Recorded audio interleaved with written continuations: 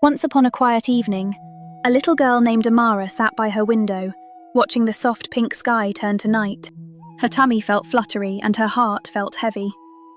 Some days the world can feel a little too big for a little heart, can't it? Her grandmother sat down beside her, wrapped a warm blanket around her shoulders and whispered, "Sweet girl, let me tell you a promise from God." "A long, long time ago," Grandma began, "God spoke through a kind man named Zephaniah.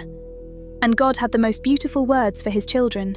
God said, 'I will make your words pure and clean, so that all my children from every place can call on my name together, side by side.'" Amara thought of her cousins, her friends at church, the children down the street, all of them lifting their voices like one big, beautiful song. "And listen closely," Grandma said softly. "God said, 'Do not be afraid. Do not let your hands hang down. I am with you.'" Amara's shoulders relaxed. No more being afraid. No more feeling ashamed. God himself, the mighty one, was right there in the middle of everything. A savior, strong and kind. "But here is the sweetest part," Grandma whispered, her eyes shining. "God rejoices over you, little one. He is glad, so glad that you are his. He quiets you with his love, like a lullaby in the dark. And then, can you believe it? He sings over you, loud, happy, joyful singing."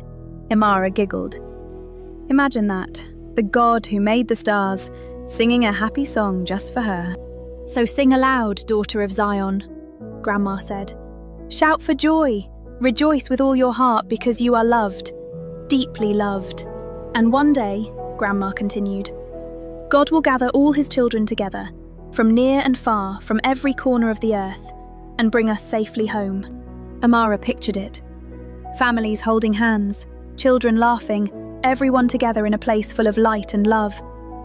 No more tears, no more fear, just joy. "He will restore us," Grandma said. "He will make every sad thing right. That is his promise, and God's promises never, ever break."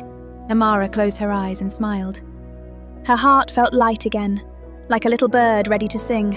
So tonight, sweet child, wherever you are, remember this. God is with you. God delights in you. And God is singing over you with so much love. Rejoice, little one. Rejoice with all your heart.